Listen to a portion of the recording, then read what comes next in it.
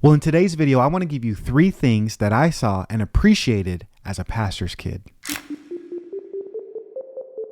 I want to share with you some perspective as a PK. Now, you may not know what a PK is. That means pastor's kid. Okay. A pastor's kid. I grew up, my dad being a bivocational pastor my entire life. Both my mom and my dad, they moved from California to Washington State to help plant a church together, just on fire for the Lord. And so I was one of the first kids to be born in Washington State. And so all I knew is my family in ministry. That's why we moved to Washington State to plant a church, not only ministry, but a church planting family.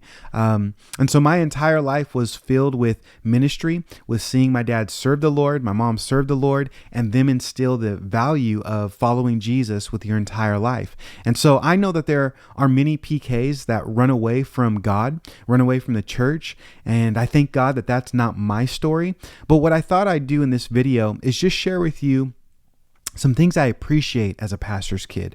3 things in particular that I saw that actually helped me as a PK that I appreciate now from my parents. And maybe you can learn and glean this wisdom from them as well as I share just my experience, because I learned from that. And now I want to pass those important principles on as I'm now a pastor and have children. And the first thing that I saw and valued in my parents was they had integrity. They had integrity. That made a lasting imprint in my life and something that I appreciated. Meaning this, they were the same at our house as they were at church. I know it sounds silly, but my dad can actually preach better at a dinner table than he can from a pulpit. And that's actually what I remember. Coming home, eating Sunday afternoon service and being like, dude, this dude just preached for an hour and now he's preaching for 2 hours and we're just hanging out. It was just our family. You know, my mom, she's a real person. She calls everyone sister, sister in Christ. Yeah. Oh, sister. She calls everyone sister, and she loves people truly. So much so, it's not just a fake thing at church. She calls all these people sister outside of church on a Monday, a Tuesday, dropping off food, making meals, just doing stuff. And they were both real for who they are. They had integrity. I remember growing up during the holidays, we always had people over in our church that didn't have family, because that's what you do. If you don't have family nearby, then we're your family. Come on, sister, come on over. We're going to celebrate Christmas or our Thanksgiving or whatever the big holiday was. They just loved people. And so it was normal for us to serve the Lord. And the bottom line is they practiced what they preached. So much so that all of our lives actually revolved around the ministry. As children, we were actually homeschooled. I know I was homeschooled. I got to claim it. But I'm not one of the weird ones. Or maybe I am, and I'm just now realizing it. I don't know. But I did grow up in the hood. It was very bad. And part of us being homeschooled was my mom had a teaching degree, and she wanted to safeguard us and protect us. And so we didn't want to get in a lot of gang violence, and she homeschooled us. But the primary reason she did it wasn't to isolate us from the violence. It was actually to incorporate our life into the ministry. My dad was bivocational, and he worked swing shift from 2 p.m. or at least 3 p.m. He left at 2, and then he came home at around 1 or 2 in the morning, depending if he got overtime, 4 10-hour shifts.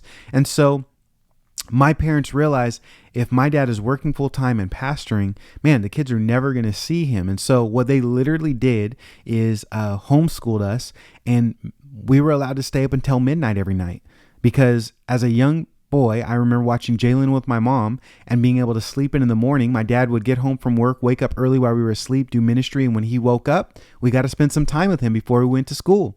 And so we really had a lifestyle of serving the Lord. And my parents really had integrity in that, so much so to make our home life and our ministry life the same. They just really did it, and I appreciate it. And I want to do that now with my kids. The second thing I saw in my family and appreciated growing up is my parents prioritized our family union, their kids, me as a son, not as a PK. I remember going on family vacations every year. I remember my dad just telling my mom, well, we ain't got the funds. Put it on the credit card. We're going. And we would drive literally from Washington State to California, all the way to Memphis, Tennessee, and see my cousins, my aunts, my uncles. It was amazing. It was incredible. My dad constantly would pick me up from late night basketball on a Friday night from the YMCA, or take me here, or take me there. I realize now as an adult how hard that was to do, to take your children to all these different basketball appointments and fun things that they're into. But they never complained. My dad said, I always got your back. You want to go there? I'll take you there. No big deal. And so my parents seemed to invest in us as a family.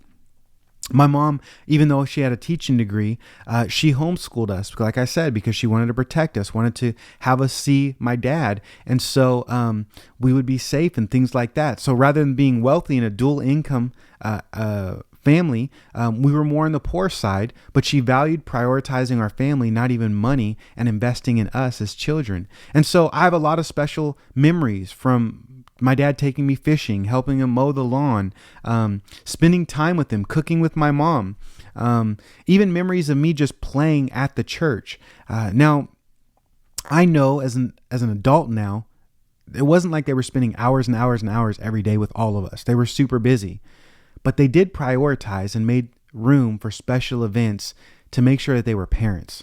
And that's important. We're raising children, whether we're pastors or not, whether we're church leaders or not. And that is our first calling. And my perspective now is my parents loved me. They loved my family, loved my siblings. I never remember feeling the pressure of being a pastor's kid, because in my eyes, they were my parents and I was their child, and that's it. In fact, my parents never actually mentioned to me that I should be in ministry, but actually encouraged me to go into business. I went to Running Start. My mom helped me out with all these papers and different things like that because she saw the interest that I was in the business. I later got my business administrative degree, and my dad never asked me once or put the pressure on, you should be a pastor. No, just serve God with your life, and whatever you do, go for God's glory. They loved us as kids, as children, and that was that. And they prioritized that. I appreciate that. Lastly and thirdly, they not only had integrity, they not only prioritized us in ministry, but my parents guarded us. Or you could say even trained us.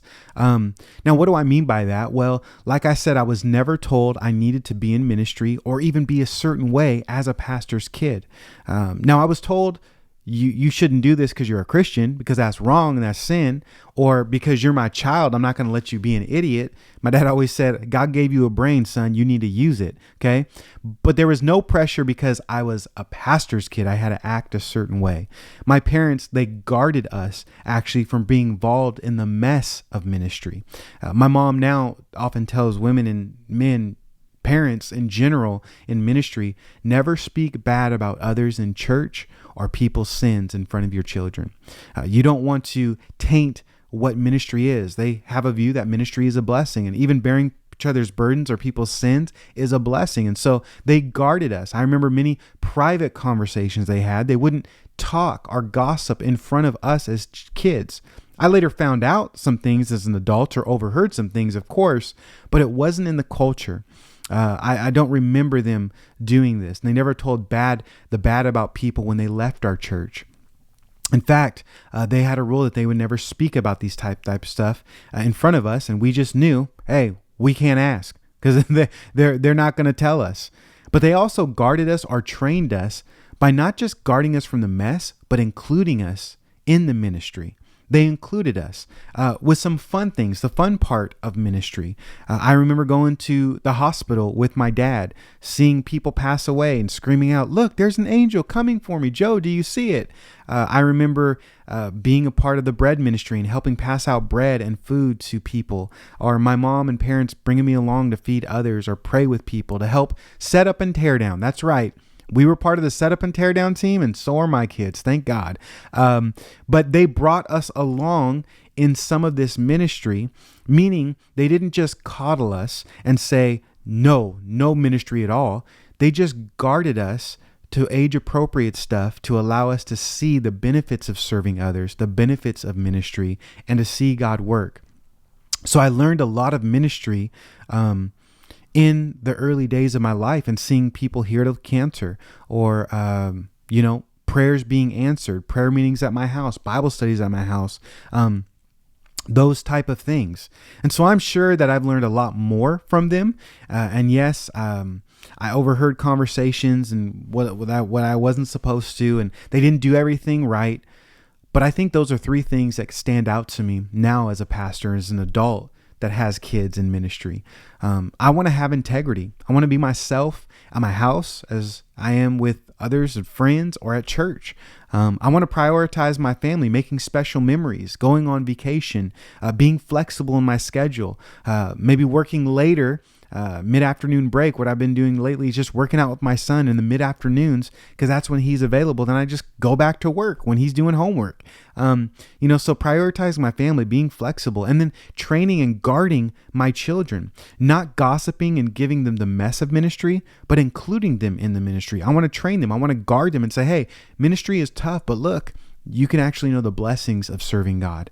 And so for these reasons, I appreciate my parents and all that they taught me as a pastor's kid.